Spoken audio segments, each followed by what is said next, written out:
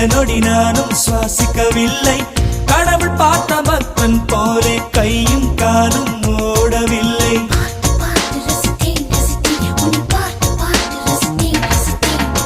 தேவதையும் பேருந்தில் வருமா, கனவா நனவா தோன்றவும் இல்லை.